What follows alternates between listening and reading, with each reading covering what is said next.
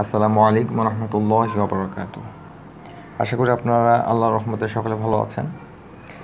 গতদিন আমরা লিনের হরফ নিয়ে আলোচনা করেছিলাম। লিনের হরফ দুইটি, ওয়াও এবং ইয়া। জবরের বাম পাশে সাকিনওয়ালা ওয়াও এবং সাকিনওয়ালা ইয়া যদি থাকে তাহলে ওয়াও এবং ইয়াকে আমরা লিনের হরফ বলবো। এই লিনের হরফের পরের হরফে যদি আমরা ওয়াকফ করি বা থামি তাহলে এক আলিফ পরিমাণ টানতে হবে। একেই মদ্দে লিন বলে। তাহলে চলুন আমরা উদাহরণের মাধ্যমে বিষয়টি ক্লিয়ার করার চেষ্টা করি।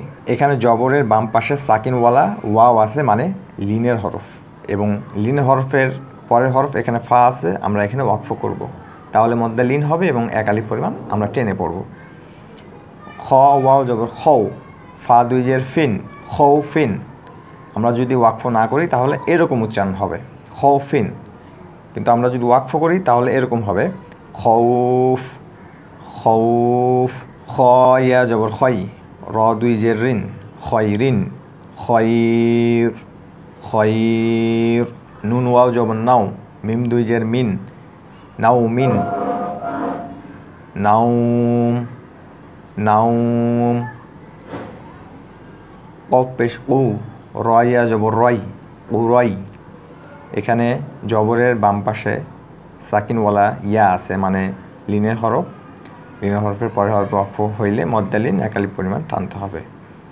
উরয়, শিন দুই জের শিন, উরয় শিন উরয়িশ উরয়িশ।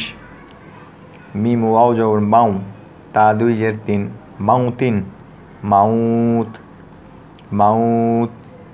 আইন ইয়া জবর আই, নুন ইয়া জবর নাই, আই নাই, নুন জের নি, I nine I nine.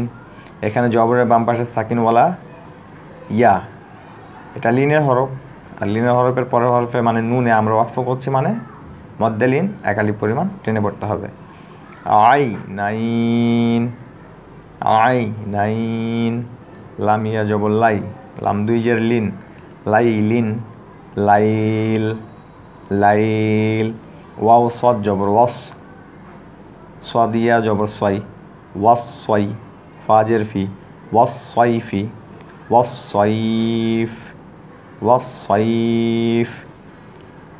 খৌফ খয়র নাউম উরয়িশ Maut আইনাইন line ওয়াসসাইফ।